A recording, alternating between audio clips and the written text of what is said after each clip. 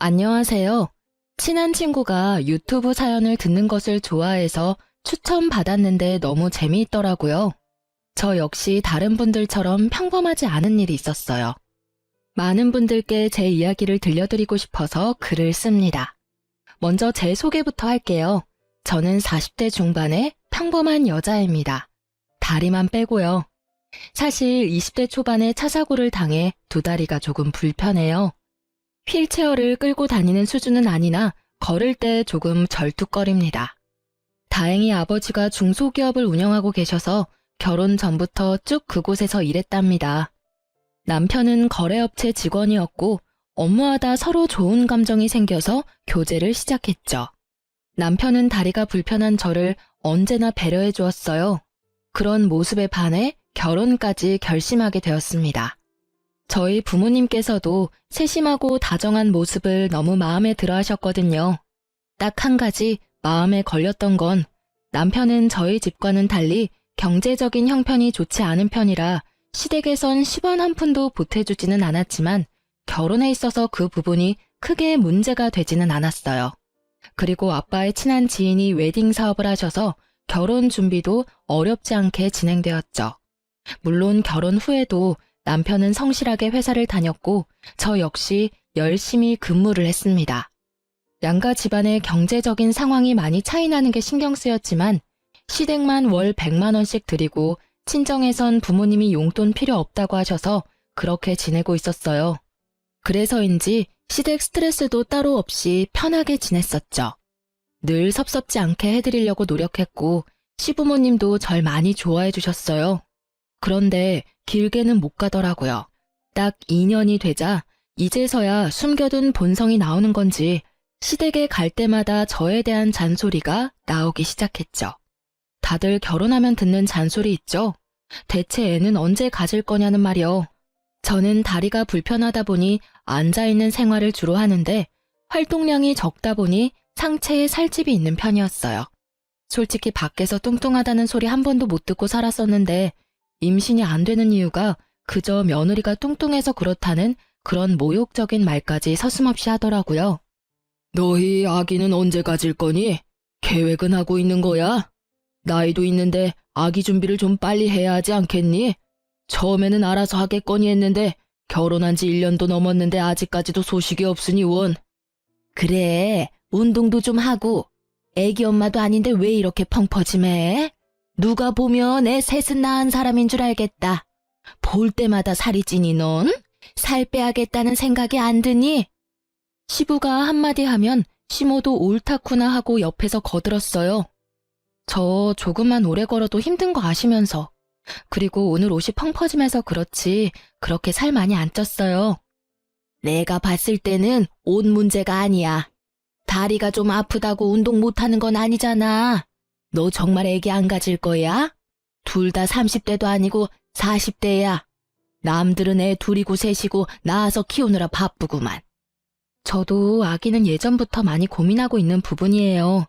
근데 솔직히 다른 사람들보다 쉽지 않을 거 아니까 많이 걱정되기도 하고요. 일단 낳아봐. 낳으면 다 알아서 잘 키우게 되어 있어. 그리고 뭐가 걱정이니? 나도 있고 친정엄마도 있고. 그런 걱정은 집어치우고 살이나 빼서 애기나 가졌으면 좋겠다 나는. 시모와 시부는 모두 마른 편이에요. 그래서 살집이 있는 저의 모습을 더 탐탁치 않아 하는 것 같았죠. 처음에는 남편이 그런 소리 하지 말라고 중간에서 중재를 해줬었는데 어느 순간 시모와 시부 편이 되어서 얄밉게 한마디를 더 보탰습니다. 자기도 나도 나이도 있는데 애기 가질 거면 힘들어도 운동해야지. 우리 집 근처에 새로 헬스장 생기는 것 같은데? 등록하자. 솔직히 결혼하고 살 너무 많이 쪘어. 자기도 인정하지? 자기까지 이러기야. 둘이 있을 땐 안 그러면서.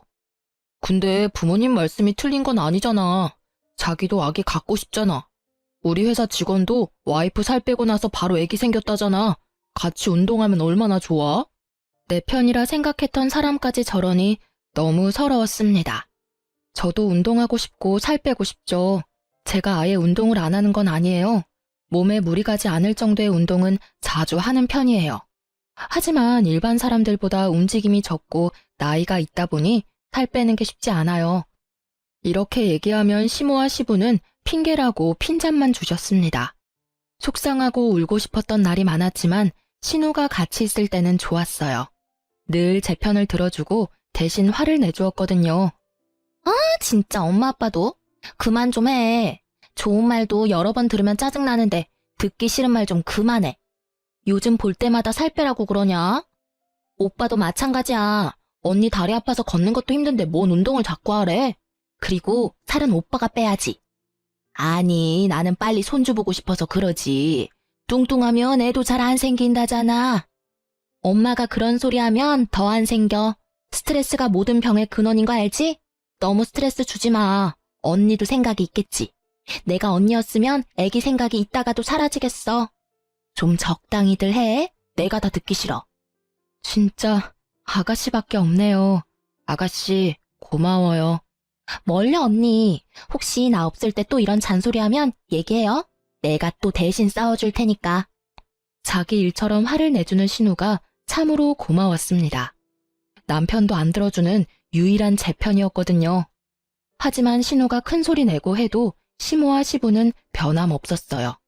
친구한테 이런 스트레스 받는 상황에 대해서 이야기를 한 적이 있었는데 혹시 나중 일은 또 모르니 그런 얘기 들을 때마다 녹음을 하라고 하더라고요. 야, 인생 어떻게 될지 모른다. 혹시 모르잖아. 그리고 내가 들어봤을 때 좀 심해. 너네 신랑도 너무하고. 너 현주 알지? 걔도 시어머니랑 고부 갈등 때문에 스트레스 심해서 이혼한 거야. 처음에는 이러다 말겠지 하고 넘겼는데 점점 심해지더래. 뭐? 현주 진짜 고부 갈등 때문에 이혼한 거야? 그래서 한참 이혼 준비하려고 알아보니까 이런 경우에는 증거 제출이 꼭 필요하대. 걔 증거 수집하려고 한동안 애 좀 먹었잖아. 아, 그렇다고 너도 이혼하라고 하는 얘기는 아니지만 사람 일 모르잖아. 뭐 이혼까지 갈 일은 없었으면 하지만 노파심해. 아, 솔직히 진짜 이혼은 아니어도 어머님이랑 아버님 보러 가기 너무 싫어. 요즘 나 스트레스 받아서 머리까지 빠진다니까. 요즘 진짜 우울증 올 것 같아. 헐, 그럼 혹시 모르니까 병원 가서 상담도 받고 진로 기록을 남겨놓는 게 좋겠다. 나도 현주한테 들은 건데 고부 갈등을 이유로 위자료를 받으려면 당시에 정신적 피해를 받았다는 증거가 제일 중요하다 그러더라고. 일단 시댁 방문 횟수부터 줄이고 내가 말한 대로 꼭 해봐. 알겠지? 친구의 말에 굳이 녹음까지 해야 할 일인가 싶었지만 사람 일이 어떻게 될지도 모르고 대체 언제까지 계속 이러실까 싶어서 시부모에게 막말을 들을 때마다 녹음을 했죠. 그러면서도 내심 저장한 녹음 파일이 나중에 필요한 상황이 오지 않았으면 했어요. 그리고 저도 아기 갖고 싶은 마음이 컸어요. 하지만 다리도 불편하고 임신했을 때도 걱정이고 출산 후에도 걱정이었죠. 내 몸이 성치 않은데 육아를 잘할 수 있을까 하는 걱정과 두려움이 컸습니다. 남편한테도 매번 얘기했어요. 얘기할 때마다 제 마음 이해한다고 하면서도 시댁에 가면 또 태도가 달라졌죠. 늘 비수꽂는 말만 하시는 시모와 시부 때문에 시댁 가는 일이 큰 스트레스였어요. 자기야, 나 요즘 어머님이랑 아버님 보는 거 너무 힘들어. 살 빼라고 해서 그래? 그건 손주가 보고 싶으시니까. 어른들은 원래 직설적으로 얘기하잖아. 근데 나한테 너무 큰 스트레스야. 보실 때마다 그런 얘기만 하시잖아. 시댁 갈 때마다 가슴이 쿵쾅쿵쾅 거린다고. 그 마음 알아? 입장 바꿔서 생각해봐. 우리 집에서 자기한테 그런 식으로 얘기하면 어떨 것 같아?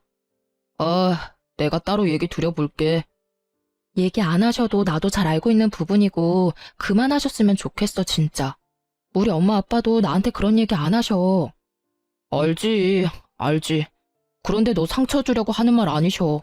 알잖아, 별뜻 없이 얘기하시는 거. 나 우리 엄마 속상할까봐 스트레스 받는 얘기 안 하고 있는데 계속 그러시면 나 엄마한테 다 얘기할 거야. 그럼 우리 집에서도 자기한테 말 곱게 나가겠어? 알았어. 내가 잘 얘기 드려 본다니까 그러네. 마음 풀어. 남편이 그 이후로 시모와 시부한테 얘기를 어떻게 드렸는지는 모르겠지만 그래도 한동안은 별 말씀 없으셨어요. 그래서 저도 시댁에 편하게 방문했죠. 한 번은 시댁 식구끼리 가족 외식하려고 식당에서 식사하는 중이었어요. 시모 지인도 아들 며느리랑 외식을 나왔다고 하더라고요. 어머, 이게 누구야? 여기서 이렇게 보니까 더 반갑네. 잘 지내지? 식사 중이셨구나. 반가워요. 아니, 우리 며느리가 임신을 했는데 갈비가 먹고 싶다지 뭐야. 그래서 우리 며느리 맛있는 갈비 먹이려고 왔지. 여기 갈비가 또 맛있잖아. 며느리가 임신했어? 너무 좋겠다. 부럽다, 자기야. 아들이야, 딸이야? 응, 아들이래. 어찌나 좋은지. 자기네는 소식 없고? 결혼한 지 좀 되지 않았어? 우리? 아휴, 몰라. 우리 둘째가 시집가야 손주 볼 수 있으려나? 기다리면 좋은 소식 있겠지. 좋은 일 생기면 알려줘. 맛있게 먹고. 그래, 축하해. 며느리 갈비 많이 사줘. 시모는 저를 힐끔 쳐다보며 한숨을 쉬며 얘기를 했죠. 그렇게 시모 지인과 인사를 마친 후 시모는 계속 한숨을 푹푹 쉬더라고요. 아유, 배 아파. 장가는 우리 아들이 먼저 갔는데 저 집은 벌써 애가 생겼네. 정말 저 옆에 내는 나 볼 때마다 또 얼마나 자랑질을 할 거야. 벌써부터 골이 다 아프네. 아들 손주 봤으니 저 집은 밥 안 먹어도 배부르겠어. 시모와 시부는 서로 또 주거니 받거니 하며 저를 향한 말을 이어갔어요. 아니, 다른 집은 혼수로도 해온다던데 내가 전생에 무슨 죄를 지었길래. 아유, 내 팔자야. 둘째나 빨리 결혼시켜. 그래야 손주 보지. 저는 그냥 아무 말 없이 밥을 먹었습니다. 그날따라 신우도 없어서 제 편을 들어줄 사람도 없었어요. 남편도 꿀먹은 벙어리처럼 한마디도 안 했죠. 예, 너는 지금 이 상황에서 밥이 들어가니? 나는 지금 밥맛이 뚝 떨어졌는데. 저렇게 많이 먹으니 살이 안 빠지지? 콕콕 찌르는 말에 제 자신이 너무 비참했습니다. 도저히 참을 수가 없더라고요. 정말 너무하시는 거 아니에요? 저는 먹던 수저를 탁 내려놓으며 소리쳤습니다. 어머, 얘 봐라. 성격 나오는 것 좀 봐. 아주 밥상머리 애절이 꽝이네. 어머니, 저도 감정이 있는 사람이에요. 어쩜 매번 그러세요? 아버님도 그렇고. 제가 살집이 있는 게 그렇게 잘못된 거예요. 저도 살 빼고 싶고 운동하고 싶고 아기도 갖고 싶어요. 그렇게 매번 말씀들 안 하셔도 이미 스트레스 받고 있어요. 제발 좀 그만들 좀 하세요. 어디서 건방지게 어른들한테 소리를 질러?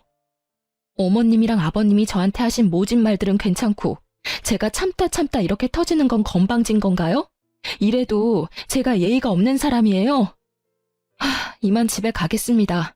마저 식사들 하고 나오세요. 저는 시모와 시부한테 소리를 치고 절뚝거리며 식당을 나왔어요. 남편이 따라 나오더니 오히려 저한테 한마디 하더라고요. 너 왜 그래? 뭘 잘했다고 어른들한테 큰 소리야. 내가 잘못한 건 또 뭔데? 살집 있는 거? 어머님 아시는 분 며느리는 임신했는데 임신 못한 거? 그게 왜 내 잘못이야? 당신한테 문제가 있을 수도 있는 거지. 왜 여자한테만 문제가 있다는 식으로 얘기해? 결혼해서 살 나만 쪘어? 자기도 엄청 많이 쪘어. 근데 왜 나만 살 빼야 해? 그렇다고 이렇게 자리를 박차고 나오는 게 어딨어. 이게 뭐 하는 짓이야 정말. 당장 가서 사과드려. 엄마 아빠 지금 얼마나 황당하시겠어. 사과 받아야 할 건 나야. 황당하고 기막힌 건 나야. 이제 당신이랑도 얘기하고 싶지 않아. 내 속마음이 어떤지 당신은 모르지? 내가 오죽하면 이렇게까지 했을지 생각도 안 해봤지. 당신이 알아서 모셔다 드리던 알아서 해. 그날 식당에서의 일로 남편도 결국은 남의 편이 맞았구나 싶었고 저는 택시를 타고 집으로 갔습니다. 그 뒤로 시모한테 전화가 왔습니다. 본인들이 나한테 한 행동을 생각도 못하고 어디서 배워먹은 버르장머리냐며 화를 내셨죠.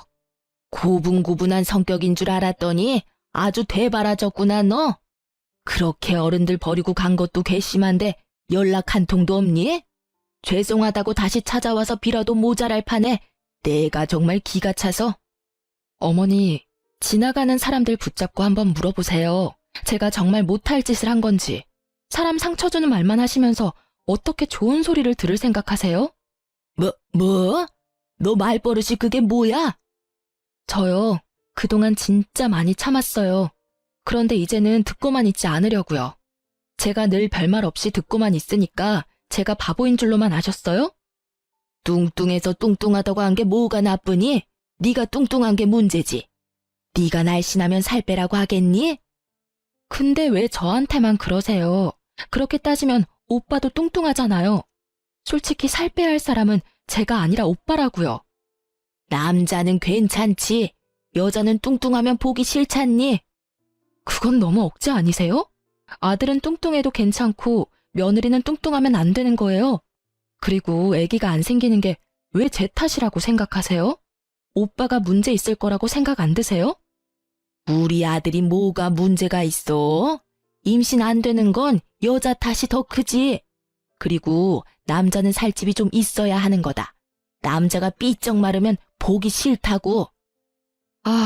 예전부터 느꼈는데 어머니랑은 대화가 안 통하는 것 같아요. 벽 보고 얘기하는 것 같다고요. 뭐? 내가 살다 별말을 다 듣네. 너 말 다 했어? 네, 말 다 했습니다. 저 이제 끊을게요. 연락하지 마세요. 한동안 저는 시댁에 찾아가지도 연락하지도 않았습니다. 가끔 시모한테 전화가 왔지만 받지 않았어요. 받아봤자 또 상처 주는 말만 하실 테니까요. 남편도 바빠 야근도 많이 했고 갈 일이 있으면 남편 혼자 보냈어요. 진짜 안 갈 거야? 내가 거기서 무슨 좋은 소리를 듣겠다고 가? 어머님, 아버님이 또 나한테만 뭐라고 하실 텐데. 그렇다고 나 혼자 가? 나 혼자 가면 뭐라고 생각하시겠어? 뭐라고 생각하시던 상관없어. 당분간 만나 뵙고 싶지 않아. 우리 집이랑 아예 영 끊을 생각이야? 끊고 싶다면 끊고 싶어. 너 도대체 왜 그래? 오빠야말로 왜 그래? 내가 어떤 마음인지 몰라서 그래? 평생 안 볼 사이도 아니잖아. 몰라. 안 가. 안 갈 거라고. 알았어. 나 혼자 다녀올게. 남편도 처음에 난리를 치더니 이제는 포기했는지 자기 혼자 알아서 가더라고요. 어느 날 신우한테 연락이 와서 저녁을 같이 먹자고 하더라고요. 저는 흔쾌히 약속을 잡았습니다. 언니, 오랜만이에요. 요즘 언니가 집에 안 오니까 볼 수가 없네. 그러네요. 미안해요. 통 얼굴을 안 비쳤죠? 아니, 뭘 또 언니가 미안하대. 나 미안하다는 소리 들으려고 연락한 거 아니에요. 언니 보고 싶어서 온 거지. 대신 내가 오늘 맛있는 거 사줄게요. 뭐 먹고 싶어요? 그때 가고 싶다고 했던 그 레스토랑 갈까요? 오, 너무 좋죠. 가요. 저는 신우와 유명한 레스토랑에 가서 즐거운 저녁 시간을 보냈습니다. 와, 이거 너무 맛있다. 언니랑 먹으니까 더 맛있는 것 같아요. 부족하면 더 시켜요. 근데 언니, 나 부탁할 게 있는데. 부탁? 뭔데요? 말해봐요. 내가 해줄 수 있는 건 도와줄게. 아가씨 부탁이라면 두 팔 걷고 해줄 수 있어요. 조금 염치 없긴 한데. 신우는 조금 망설이는 듯 하더니 말을 꺼냈습니다. 언니, 저 결혼하기로 했어요. 프로포즈 받았거든요. 어머, 정말? 잘 됐다. 축하해요. 날은 잡은 거예요? 날은 아직 안 잡았고 식장 좀 보면서 날짜 괜찮은 거 있는지 좀 보려고요. 결혼 준비하느라 이제 바쁘겠네. 결혼 준비할 게 꽤 많더라고요. 뭐부터 해야 할지 모르겠어요. 언니, 그래서 말인데 사돈 어르신분께 부탁해서 저도 좀 결혼 준비하는데 도움을 받을 수 있나 싶어서요. 우리 엄마 아빠랑 요즘 안 좋은 상황에 이런 부탁하는 게 좀 염치 없죠? 당연히 해줄 수 있지. 그냥 편하게 부탁해도 되는데. 혹시 어디 웨딩홀 받은 데는 있어요? 사실 몇 군데 받은 곳이 있긴 한데. 그럼 일단 리스트를 좀 줘봐요. 내가 아빠한테 얘기해서 전달할게요. 최대한 아가씨가 하고 싶은 곳으로 할 수 있도록 힘 좀 써볼게요. 우와, 정말요? 진짜 나 너무 든든하다. 언니, 고마워요. 그리고 미안해요. 노. 미안해할 필요는 전혀 없어요. 이제부터 미안하다는 말 금지. 알겠어요. 이제 안 할게요. 나에게 너무 잘해주었던 신우의 결혼 소식에 저도 덩달아 기뻤어요. 흔쾌히 결혼 준비를 도와주기로 했죠. 신우가 하고 싶었던 식장이 아빠 지인이 하는 곳이어서 결혼 준비는 무척 수월했어요. 아빠 지인분도 저희 신우가 결혼한다고 하니 할인과 서비스도 많이 해줬죠. 저는 결혼식 비용을 기쁜 마음으로 제가 해주기로 했어요. 언니, 진짜 고마워요. 나 언니한테 이 고마운 마음을 어떻게 갚죠? 난 언니 결혼할 때 해준 것도 없는데 받기만 하네. 행복하게 잘 살아주면 돼요. 난 진짜 바라는 거 없어. 정말이에요. 우리 집 식구들이 언니한테 뭐라고 해도 나는 언제나 언니 편인 거 알죠? 평생 언니 편 할 거예요. 정말요? 엄청 든든하다. 고마워요. 신랑보다 더 믿음직스러워. 신우도 결혼 준비하면서 저에게 자주 연락해서 고마움을 표시했습니다.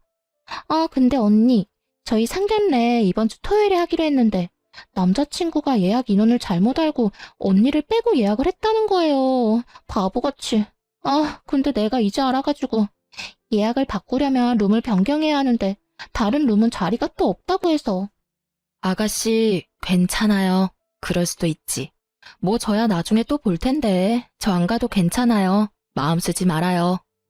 아, 진짜 미안해요. 언니도 우리 식구인데 내가 너무 속상해서. 대신에 상견례 끝나고 예비신랑 따로 소개시켜줘야 해요. 내가 맛있는 거 사줄게. 당연하죠. 바로 날 잡아야지. 언니 되는 스케줄로 맞출게요. 그래요. 상견례 잘하고 와요. 아가씨, 너무 긴장하지 말고. 네, 언니 이해해줘서 고마워요. 또 연락할게요. 어쩌다 보니 상견례는 저는 빠지고 진행하게 되었지만 나중에 한번 따로 봐도 괜찮지 싶은 생각이었어요. 시모랑 시부랑 지금 사이도 좋지 않은데 신우 상견례 자리에서 저 때문에 분위기 망치고 싶지도 않았고 오히려 잘 됐다 싶었죠. 그렇게 저 없는 신우 상견례가 무사히 끝났다는 소식을 들었어요. 문득 신우 결혼식을 도와준 아빠 지인분께 감사하는 인사를 전하려고 찾아갔습니다. 안녕하세요. 대표님 계세요? 안녕하세요. 지금 잠시 미팅 중이신데 여기 앉아서 기다리시겠어요? 커피 한 잔 드릴까요? 네, 좋죠. 감사합니다. 저는 직원의 안내에 따라 예약실 테이블 자리에서 커피 마시며 대기했습니다. 조연주 신부님 올케분 맞으시죠? 예, 맞아요. 같이 오신 건 아니었구나. 네? 아, 방금 신부님 왔다 가셨거든요. 저희 아가씨가요? 무슨 일로요? 네, 신부님이 식장 스타일을 좀 바꾸고 싶다고 하시더라고요. 저는 예약실 직원분께 뜻밖의 이야기를 듣게 되었습니다. 젊은 분들이라 그런가 식장 스타일도 좀 자기 스타일대로 하고 싶으셨나 봐요. 저도 여기 근무하시면서 이렇게 하시는 건 처음 보긴 했는데. 아, 그래요? 어떻게 하기로 했는지 여쭤봐도 될까요? 하객분들 좌석을 다 없애고 스탠딩 스타일로 하고 싶다고 하시더라고요. 친척 어르신들 좌석 정도만 남겨두고 싶으시다고 하더라고요. 미국 스타일로 하고 싶다나 뭐래나. 근데 하객들 입장에서는 별로 좋아하지 않을 것 같아서 말씀드렸는데 그래도 그렇게 하고 싶다고 해서 일단 그렇게 하기로 했어요. 저는 조금 충격적이었습니다. 저에게는 별도로 그런 말은 없었거든요. 왜 굳이 불편하게 스탠딩으로 바꾸려고 할까 싶었죠. 게다가 다리가 불편한 저는 스탠딩 웨딩이라는 것 자체가 껄끄러웠고요. 아가씨 방금 나갔다고 했죠? 얼마나 됐어요? 나간 지 진짜 얼마 안 됐어요. 아마 이 근처에 계실지도 몰라요. 신우가 근처에 있을지도 모른다는 생각이 들어서 신우에게 전화를 걸었습니다. 통화 중이더라고요. 나가서 신우를 한번 찾아봤어요. 건물 기둥 쪽에서 통화 중인 신우를 발견했습니다. 어찌된 일인지 물으려고 신우한테 가고 있는데 통화 소리가 들렸어요. 엄마 말대로 했어. 근데 이거 언니한테 들키면 어떡해? 여기 언니 아시는 분이 하는 곳이잖아. 제 얘기가 들리는 것 같았고 뭔가 좋지 않은 얘기구나를 직감했죠. 조심스레 건물 뒤에 숨었고 손이 덜덜 떨렸지만 핸드폰으로 신우가 통화하는 영상을 찍고 조용히 통화 내용을 들었어요. 근데 결혼식에는 어떻게 못 오게 할 건데? 상견례야 예약 잘못했다고 거짓말하고 넘어간 건데 결혼식은 어떻게 해? 가능하기나 하냐고. 그리고 스탠딩 결혼식 아무리 생각해도 좀 너무 억지인 것 같은데? 내가 하객이라도 안 좋아하겠다. 언니 오지 못하게 하려고 별짓을 다 하네 정말. 몸이 파르르 떨렸습니다. 상견례도 제가 오지 않게 거짓말을 한 거였습니다. 믿었던 신우 역시 똑같은 사람이었던 것이었어요. 근데 남자친구네 가족한테는 평생 얘기 안 할 거야? 언젠가는 볼 거고 언젠가는 얘기할 거 아니야. 아, 몰라. 짜증나. 언니 한복도 해준다고 했는데 또 어떤 핑계 대냐고. 엄마도 좀 아이디어를 내봐. 나도 머리 아파 죽겠다고. 아, 정말 여기저기서 박쥐 같은 행동하려니 힘들다, 정말. 아, 결혼하기 더럽게 힘드네. 시무랑 통화하던 신우는 내가 알던 사람이 맞나 싶을 정도로 다른 사람이었죠. 그래도 돈 많은 새언니 덕분에 내 결혼도 잘 진행되고 있잖아. 아무튼 결혼식은 어떻게 오지 못하게 할지 엄마가 잘 생각해봐. 아무리 스탠딩으로 바꿨다 한들 좌석이 아예 없진 않잖아. 그리고 난 언니랑 계속 이렇게 친한 척 잘 지내야 해. 알잖아. 빼먹을 거 많은 거. 저는 배신감에 다리에 힘이 풀려서 철푸덕 넘어졌습니다. 시댁 스트레스 때문에 힘들어도 신우 덕분에 버텨왔었는데 그 믿음이 와르르 한순간에 무너져 버렸습니다. 넘어져 있는 저를 보고 웨딩홀 관계자가 달려와서 저를 부축해 주었어요. 괜찮으세요? 일어설 수 있으세요? 아, 예, 괜찮아요. 조금 도와주시겠어요? 신우는 사람 소리의 뒤를 돌아봤고 저와 눈이 마주쳤습니다. 언니! 귀신을 본 듯 놀라서 어쩔 줄 모르는 신우를 무섭게 노려봤습니다. 언니, 언제부터 거기 있었던 거예요? 왜 언니가 여기에... 언니, 혹시 통화 내용 들었어요? 왜 아가씨는 다를 거라 생각했을까? 가족인데. 진짜 어머님 아버님은 몰라도 아가씨는 다를 거라 생각했는데 이렇게 뒤통수를 맞을 수도 있구나. 언니, 오해예요. 오해? 무슨 오해? 아, 지금까지 내가 아가씨를 좋은 사람이라고 믿고 있었던 거? 맞아, 큰 오해를 했어, 내가. 언니, 나랑 잠깐 얘기 좀 해요. 신우는 저에게 와서 팔을 붙잡았습니다. 언니, 잠깐만요. 저는 팔을 뿌리치며 소리 질렀어요. 이거 나요. 나는 아가씨랑 하고 싶은 말 없어요. 아가씨의 속마음이 그랬다는 거 잘 알았어요. 그 집 식구들은 내가 호구인 줄 알았구나. 내 모습이 얼마나 멍청해 보였을까. 진짜 그런 거 아니에요, 언니. 이게 내 생각이 아니라 엄마 생각이었는데. 어머님 생각이었던 아가씨 생각이었던 그건 중요하지 않아요. 언니! 저를 애타게 부르는 신우를 뒤로 하고 예약실에 들어갔습니다. 예약실에 앉아서 잠시 눈을 감고 숨을 고르면서 안정을 취했어요. 마침 미팅이 끝난 아빠 지인분이 나오셨어요. 아이고, 이게 누구야? 오랜만이네. 근데 안색이 왜 이렇게 안 좋아 보여? 아저씨, 오셨어요? 저 드릴 말씀이 있어요. 저는 아빠 지인분께 방금 들었던 내용을 얘기해드렸어요. 아니, 사람이 할 짓이야? 고마운 줄도 모르고 사람 뒤통수를 그렇게 치나? 뭐 그런 사람들이 다 있어? 내가 진짜 분통이 터지네. 좀 괜찮은 거야? 아저씨, 저 진짜 바보같이 살았나 봐요. 좋은 사람들인 줄 알고 믿었는데 하나 둘씩 비수를 꽂고 뒤통수를 치네요. 더는 참을 수가 없어요. 부모님은 지금 상황들 아시고? 아니요, 걱정할까봐 얘기 안 했는데 해야겠어요. 그리고 저희 아가씨 결혼식 일정 다 취소해 줄 수 있어요? 위약금은 제가 낼게요. 어차피 제가 비용 다 지불한 거라 크게 문제는 없을 것 같고요. 당연하지. 그런 사람들 우리 식장 이용한다는 것 자체가 불쾌해. 위약금은 됐어. 내가 직원들한테 당장 취소하라고 할게. 몸에 힘이 풀려서 혼자 집에 못 갈 것 같아서 아빠를 불렀습니다. 갑자기 저의 도움 요청에 놀란 아빠는 한 걸음에 달려와 주었어요. 도대체가 사람들이 어떻게 그럴 수가 있어? 아빠는 화를 참지 못해 남편에게 전화를 걸었습니다. 자네만 믿고 내 소중한 딸을 보내줬더니 우리 딸 다리 불편한 게 큰 죄인가?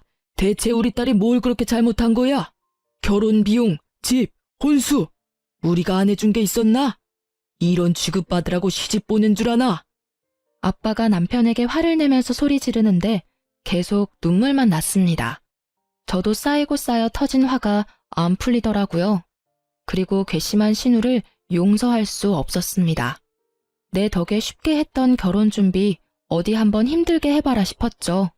결혼식 비용도 제가 지원해줬었고 시댁도 돈이 많지 않은 편이라 어차피 신우가 하고 싶은 결혼식은 할 수 없겠지만 현실을 제대로 느끼게 해주고 싶었어요. 아빠와 함께 친정으로 가고 있는데 신우한테 계속 문자와 연락이 왔습니다. 언니, 미안해요. 저 때문에 많이 서운했죠. 미안해요. 엄마 말을 듣고 그렇게 하는 게 아니었는데. 내가 너무 바보 같은 짓을 한 것 같아요. 언니한테 너무 상처를 준 것 같아서 미안해요. 아가씨, 미안한데 아가씨 사과가 진심으로 안 느껴져요. 결혼 준비하려고 그저 무마하려는 것 같거든요. 당연히 그렇게 생각할 수 있죠. 언니, 제가 어떻게 해야 진심을 전할 수 있을까요? 무릎 꿇고 빌라고 하면 지금 무릎이라도 꿇을게요, 언니. 무릎 꿇어봤자 뭐해요? 그 순간뿐일 텐데. 우리의 관계는 이제 끝이에요. 되돌릴 수 없다는 거 알잖아요? 울면서 미안하다고 사과하면 제가 네, 괜찮아요. 이럴 줄 알았어요? 언니, 언니만 믿고 결혼 준비했는데. 그러게, 왜 저한테 그랬어요? 속이려면 끝까지 잘 속여야지. 왜 들켰어요? 참, 웨딩홀 예약 캔슬 문자 받았어요? 혹시 못 받았나 싶어서 전해주는 거예요. 아가씨, 그 웨딩홀에서 결혼 못해요. 언니 제발 한 번뿐인 결혼식이잖아요. 언니가 도와주면 안 돼요? 우리 집 사정 언니가 잘 알잖아요. 내가 왜 아가씨를 도와줘야 해요? 나는 어머님, 아버님보다 아가씨가 더 미워요. 때리는 시모보다 말리는 신우가 더 밉다던데 그 말이 맞네요. 겉으로만 위해주는 척 했던 건데 내가 바보 같았지. 이제라도 알게 돼서 얼마나 다행인지 몰라요. 이제 나는 할 말 다 한 것 같으니까 끊을게요. 번호 차단할 거니까 그렇게 알아요. 저는 신우의 번호를 그대로 차단해 버렸습니다. 그리고 결혼하는데 10원 한 푼도 주지 않고 오히려 내 덕에 호강했던 남편과 시댁 식구들에게 제대로 복수해주고 싶었어요. 예전에 친구 덕분에 틈틈이 모았던 증거들과 신우 통화 영상을 들고 정신과를 갔습니다. 이혼 준비를 위해 찾아가긴 했지만 언젠가는 한번 진료받고 싶기도 했어요. 마음의 상처가 깊었고 우울감이 많았었거든요. 엄마도 제 얘기를 듣고 같이 울어주고 위로해 주었습니다. 우리 딸이 시댁에서 그런 취급받는 것도 모르고 네가 뭐가 뚱뚱하다고. 정말 엄마 너무 화가 나. 우리 딸 얼마나 상처받았을까? 엄마가 몰라줘서 미안해? 엄마, 아니야. 내가 미안해. 엄마가 이렇게 속상해할 것 같아서 말 못했어. 그동안 시댁에서 핍박을 받았을 생각을 하니 가슴이 너무 아파. 엄마한테 말도 못하고 혼자서 얼마나 마음고생했을 거야. 이제는 혼자서 끙끙 앓지 말고 엄마한테라도 꼭 얘기해줘. 엄마. 내가 너무 사람 보는 눈이 없었다. 그치? 엄마가 이모한테 연락해놨거든? 내일 이모한테 가자. 저희 이모가 변호사거든요. 제 이혼을 위해 엄마와 함께 이모를 찾아갔습니다. 이모, 녹음 파일이랑 동영상 파일 목록 메일로 보냈어. 그리고 정신과 진료 내역서도 가져왔는데 이걸로 될까? 충분해. 그리고 필요한 거 있으면 이모가 준비해 볼게. 우리 조카 눈에 눈물 나게 한 것들은 내가 배로 갚아줄 거야. 고마워, 이모. 이렇게 든든한 가족들이 곁에 있었는데 바보같이 혼자 끙끙 앓았네. 위자료 최대로 해서 받아낼 수 있게 해볼게. 이모만 믿어. 저는 그동안 모았던 증거와 정신과 진료 내역을 증거로 제출했어요. 그에 따른 위자료도 청구하기로 했어요. 다음 날 남편과 신우가 친정 앞으로 찾아와서 무릎 꿇고 빌었습니다. 언니, 미안해요. 내가 미안해요. 언니, 진짜 우리 사이 좋았잖아요. 미안해요. 용서해줘요. 언니, 한 번만 만나줘요. 언니, 제발 나 좀 도와줘요. 여보, 제발 미안해. 이혼은 절대 못해. 내가 잘해줄게. 그동안 마음 아프게 해서 미안해. 평생 모시면서 살게. 제발. 더 이상 남편과 신우의 사과는 진심으로 느껴지지 않았습니다. 무릎 꿇어서 급한 불만 꺼보자는 심산이었겠죠. 남의 집에 와서 이게 무슨 행패야? 꼴도 보기 싫으니 썩 꺼져. 계속 이렇게 소란스럽게 하면 경찰 부를 거니까 당장 가. 어머님, 민경이 집에 있죠? 한 번만 만나게 해주세요. 만나긴 뭘 만나? 무슨 낯짝으로 여기까지 찾아와? 진짜 소름 끼치는 집안이네. 내 딸한테 큰 잘못을 했으면 죗값은 달게 받아야지.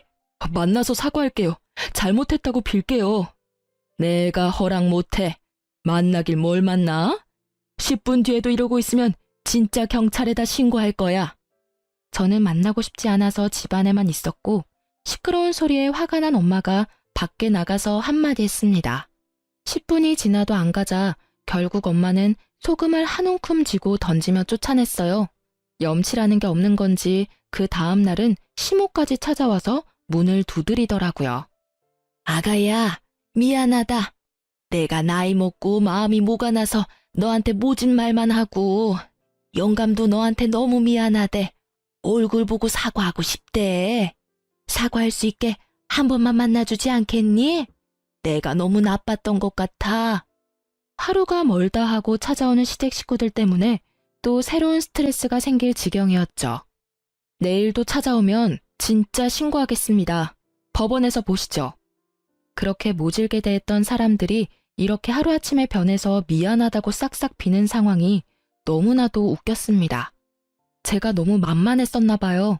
장애가 있다고 살이 쪘다고 애를 못 낳는다고 절 비난만 하던 사람들이 이제 와서 한 푼이라도 아쉬운지 싹싹 비는 거 보세요. 뒤늦게 깨달은 거겠죠. 그동안 만만하게 여겼던 애가 이 집안에 복주머니 들고 시집 온 줄도 모르고 뻥 차버렸으니까요. 저는 한동안 정신과 진료를 받으며 치료를 했습니다. 솔직히 나아질 줄 몰랐는데 의사 선생님과 깊은 대화를 통해 다시 내면의 안정을 찾았어요. 바보같이 당했던 순간들만 생각하면 또다시 울컥 화가 나고 속상하지만 이제는 저를 위해 훌훌 털고 잊기로 했어요. 그리고 고부 갈등을 이혼 사유로 인정될 경우 시부모를 상대로도 위자료를 청구할 수 있더라고요. 중간에서 중재 역할을 제 역할을 하지 못한 남편과 시가 사람들 모두에게 위자료를 청구하였고 친구 덕분에 열심히 모은 녹음 파일과 변호사 이모 덕분에 위자료도 최고 수준으로 받아냈고 이혼도 무사히 했습니다. 증거를 수집하라고 했던 친구는 다시 만나 거하게 한턱 쏘면서 감사의 인사도 전했죠. 신혼집으로 지냈던 집은 저희 아빠 명의여서 전 남편은 그대로 쫓겨났고요. 갈 곳이 없는 전 남편은 시댁으로 들어갔다고 들었습니다. 저희 아빠 회사 거래업체 직원이었던 전 남편은 보기 좋게 회사에서 잘리기까지 했죠. 그놈 잘렸단다. 그놈 때문에 회사가 너무 시끄러워져서 권고사직 처리했다더라. 아까 대표한테 전화 왔었어. 그리고 아마 업계에 소문 돌아서 비슷한 업종으로 취직하기는 어려울 거야. 못된 놈들. 싸대기를 한 대 날려줬어야 하는데 못해서 그게 후회되네. 그러게 나도 한 방 날려줄걸. 왜 그 생각을 못했지? 그리고 대표한테 얘기 들어보니 그놈 자식 일 못하고 답답해서 직원들이 엄청 싫어했다더라. 일머리도 없었나 봐. 대표가 아주 잘 걸렸다 싶어서 바로 자른 거라고 하더라고. 에휴, 우리 딸내미 이젠 속상할 일 없으면 좋겠어. 혼자서 속이 새까맣게 탔을 생각하니 아빠 가슴이 무너진다. 그래도 아빠 잘 만난 덕분에 이렇게 다시 행복해졌잖아. 고마워 아빠. 전 신우는 결국 웨딩 업체를 예약하지 못했다고 들었어요. 하고 싶었던 업체들은 이미 예약을 할 수 없는 상태였고 사실 결혼 비용도 만만치 않았기 때문에 쉽지 않았을 거라 생각해요. 위자료도 지급하고 전 남편도 회사에서도 잘렸고 없는 형편에 꽤 타격이 컸을 거예요. 저 덕분에 순탄하게 결혼 준비를 하다가 와장창 무너져버린 전신우는 결혼 준비를 다시 시작하다가 매일 트러블이 나서 싸우고 결국 집안 싸움까지 가서 결국 파혼했다고 합니다. 게다가 그 동네에서 다리 불편한 며느리 괴롭히다가 이혼당하고 둘째 딸 결혼까지 파혼당했다는 소문이 났다고 해요. 한동안 꽤 손가락질 받았다고 합니다. 자업자득이죠.